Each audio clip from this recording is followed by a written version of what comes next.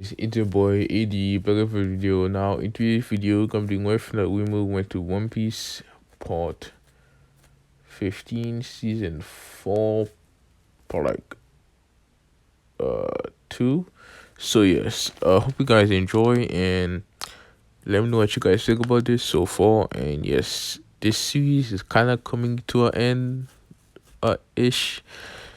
This is probably gonna be the last season, or actually there may be like a season 5, but that one's probably not gonna be complete or whatever.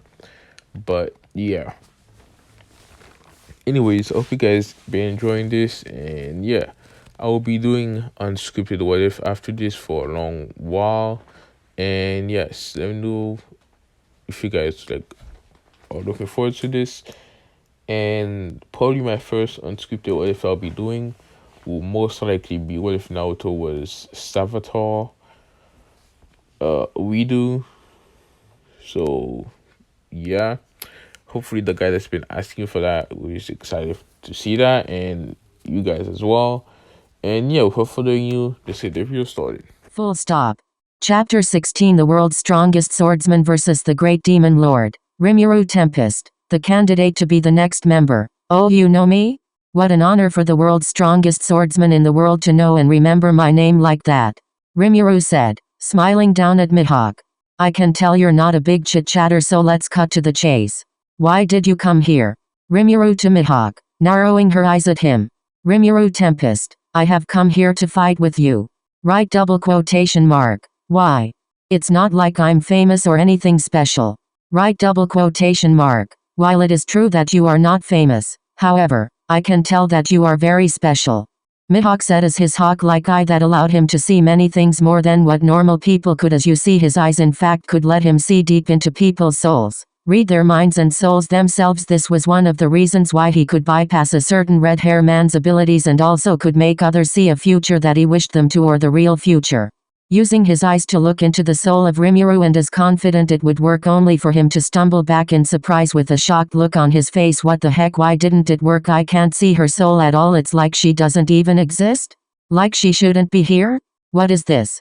Mihawk thought to himself before looking at Rimuru to see a small smile appear on her face. She must know, but how though? Right? Quotation mark. Rimuru watched in amusement as the man tried to read her mind and soul, only for CL to block it all and was about to kill him by overexerting his eyes and making them and his brain explode when she stopped her. But master, he tried to read your mind, the most sacred of places, said an angry CL. Yeah, but you can't kill him. We need him for information and stuff, and seeing as he's the strongest swordsman it could cause trouble if you killed him. Right? Quotation mark. Fine, but next time I'll give him a headish at least to make sure he doesn't try that again. What if I simply run away instead of fighting you? After all, you are the strongest swordsman.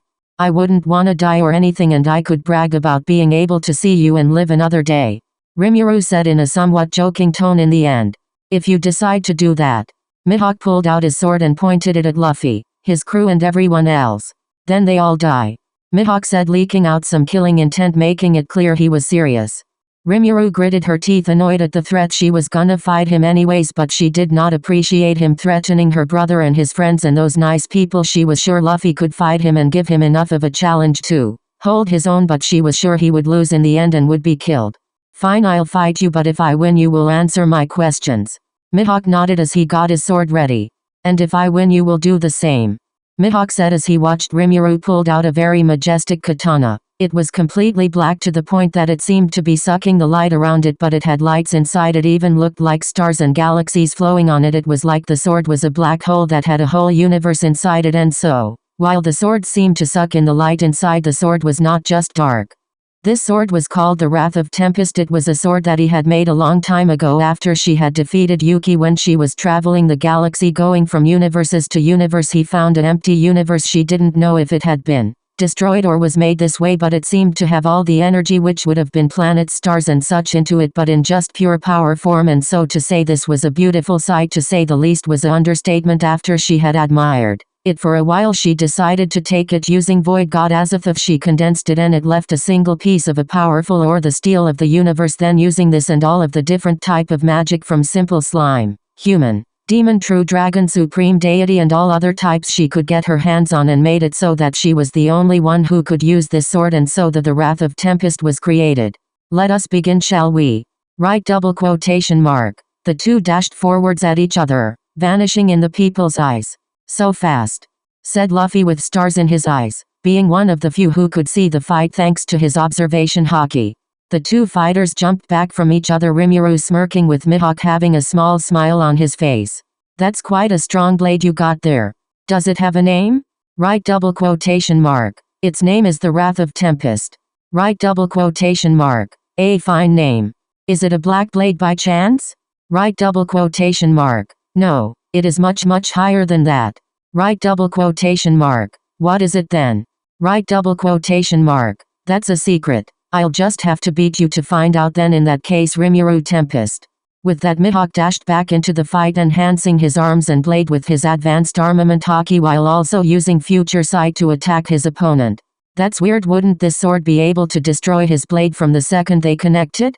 Rimiru asked CL, confused while blocking Mihawk's attacks and stepping back to avoid some of the attacks at time. Yes master, you are correct, however I had sealed away that ability of the sword for this fight to make the fight more fun for you and not just one-shot him. Makes sense, thanks CL. Right, double quotation mark. Of course, anything for you, my dear husband, or is it wife now? CL said, chuckling to herself. Mihawk, seeing Rimiru's eyes seemed to dilate away for a second as if distracted, and he took advantage of it as he suddenly pushed off the ground, riding with his sword as if it was a spear. He went for a stab in his target's stomach. Rimiru had paired with the side of her blade, but the force was too much due to her always having a lot of her power sealed away, as otherwise she would break and kill nearly everyone she touched, and so she was thrown off the broken ship under her. Now nothing but the ocean water. Damn it, this isn't a suitable place for a battle of this size, Rimiru said, gritting her teeth. I agree, but this is the end of it. You shouldn't have let your guards down. With that, Mihawk swung his sword down and it connected with Rimiru. She tried to block it and had managed to block a deadly blow, but the tip of the sword had slashed at her side and a green slash of haki continued to push down into her, pushing her down towards the ocean. Rimiru grunted, seeing the blood coming from her wound, as she knew it was fake blood made by CL, and that she only was able to get is cause her barriers were all down thanks to CL shutting them down on her request. But still grunting, she pushed the haki attack away, and using the momentum she gained from it, she twisted her body and she pointed her hand at the ocean water manipulation. Using this, she raised the sea and changed it to her liking, breathing a giant empty space in between and having a massive wave to the side where it seemed like she would land along with Mihawk. And then she used another skill, ice creation, and with that it all happened so fast the temperature dropped from a nice and warm temperature the negative so fast, and the whole place that was being affected by water manipulation became ice, pure ice. Mihawk was shocked to see this at first, but then simply cucked it as her having a devil fruit similar to the Navy Admiral Aokiji. Impressive, Mihawk said as he did a spin with his sword, pointing down at his target who had just safely landed on the top of the mountain of ice.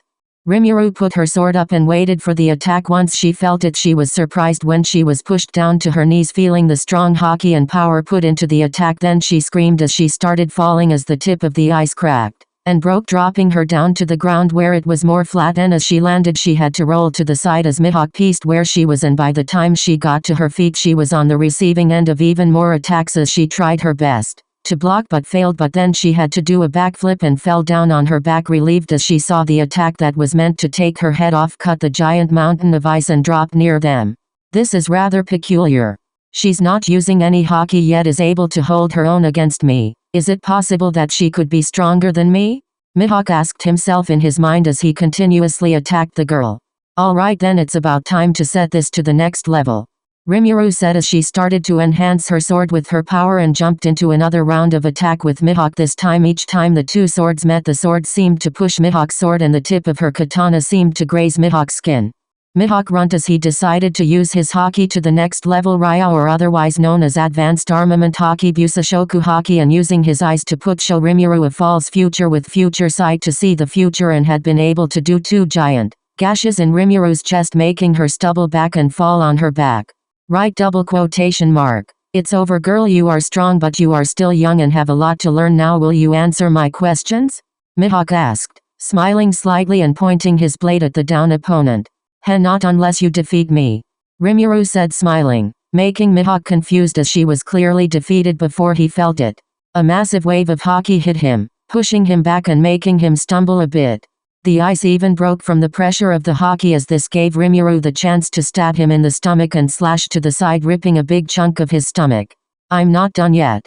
Mihawk screamed as he rushed and did a lash down at Rimiru's head, but she blocked and kicked him away, and so the two continued fighting for a couple of hours on end. What the hell? How are they so strong? I'm so far behind the world's strongest swordsman. Zoro said with wide eyes as he saw the battle go on, seeing Mihawk destroy mountains with a single swing of his blade, seeing Rimiru create an entire mountain-sized ice and also froze the ocean. Don't worry Zoro, he did say he'd keep the title for you, so just continue training and you'll reach your goal soon enough. Luffy said, smiling at his first mate. Yeah. Zoro agreed, grateful that his captain believed in him, and they watched the fight go on for hours on end. And known to everyone but Rimuru, Nami had snuck away a little before Mihawk had cut Dawn's ship and had stolen the Going Merry. She had done so with the words in mind. I know you are a good person and that you have to do this, but if you ever hurt my brother, Arlong will be the last of your worries. Rimuru had told her with a glare that seemed to be glaring straight into her soul, and she had almost screamed in fear when that happened, but then Rimuru smiled and simply told her good luck as she went out to make sure everything went well with Mihawk. And as she sailed off, when she saw the ocean get turned into ice and the mountain of ice broke, this only hardened her resolve and scared her more. This was the last time she would do anything against the scary girl's brother and his crew, but now she needed to go back home to finally complete what she has been working for the last 8 years of her life, and so she sailed towards her destination. End of chapter 16. 1. Who will win this fight? 2. What will Rimuru ask Mihawk if she wins? 3. What will Mihawk ask Rimuru if he wins? 4. Will Zoro ever get strong enough to be the world's strongest? 5. What has Nami been working on in the past 8 years of her life? Full stop. Full stop. Full stop.